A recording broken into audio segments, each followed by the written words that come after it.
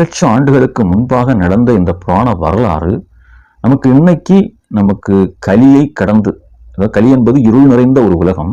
இந்த உலகத்தை கடந்து நம்ம தர்மயுகமாக ஒரு உச்ச நிலையை நம்ம அடையணும். அதற்கான வழிமுறைகளில சொல்லப்பட்டுள்ள ஒரு வரலாறு இந்த சூரசம்ஹாரம். அதாவது சூரனை முருகப்பெருமான் அழித்த அந்த நிகழ்வு. அப்போ இதுக்கு எவ்வளவு சம்பந்தம் இருக்கணும் என்பதை நம்ம ஆராய வேண்டிய ஒரு விஷயம். ஏன்னா சூரர்கள் என்ன பண்றாங்கன்னா எப்போதுமே அவங்க ஒரு அதர்மமான முறையில இந்த பூமியை ஆளணும் என்கிறது அவங்களுடைய நோக்கமாக இருக்கும். அதுக்கு தான் என்ன பண்றாங்கன்னா பல பிரயத்தனம் பண்ணி என்ன பண்ணுவாங்கன்னா கடுமையான விரதங்களை மேற்கொண்டு இறைவனை வேண்டி வரங்களை பெறாங்க. இப்படித்தான் அந்த சூரர்களும் பெறாங்க.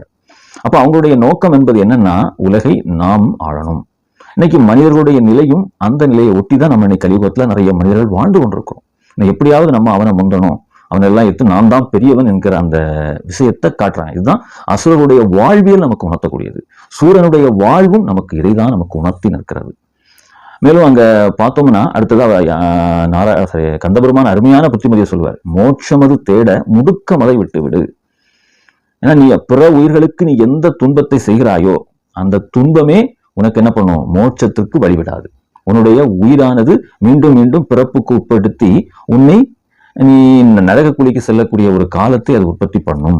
அதனால என்ன பண்ணாத, எந்த ஒரு உயிருக்கும் துன்பம் செய்யாதே என்று சொல்கிறார். இதுதான் முக்கியமான அதுல விஷயம். அப்போ நம்ம இன்னைக்கு எல்லாமே அதே நிலைப்பாட்டில் தான் நம்ம இன்னைக்கு செஞ்சு கொண்டிருக்கிறோம். ஒவ்வொரு செயலும் நம்மளை அறியாமலே நம்ம அந்த தவறு நிகழ்ந்து கொண்டிருக்கிறது.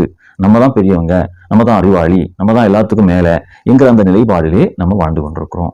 இதைதான் சூரனுக்கு ஐயா சொன்ன உபதேசம் நமக்கு இங்க சொல்கிறது. உனக்கு இவ்வளவு பவுசு நான் கொடுத்திருக்கிறேன், ஒரு ராஜ்யத்தை ஆளக்கூடிய ஒரு வரத்தை நான் கொடுத்திருக்கிறேன், நீ அண்ணன் தம்பியாலாம் பிறந்திருக்கிறீங்க, அப்ப நீ இந்த பவுசை நீ இழந்துடாத, இதெல்லாம் நீ செஞ்சுட்டு நீ செய்யற தவறுகளை எல்லாம் விட்டு விட்டு நீ ஒரு திறமானாக, ஒரு நல்லவனாக, ஒரு தர்ம பொருளாக நீ இருந்து இந்த பூமியை நீ ஆட்சி செலுத்து அப்படின்னு சொல்ற. இதைதான் நமக்கு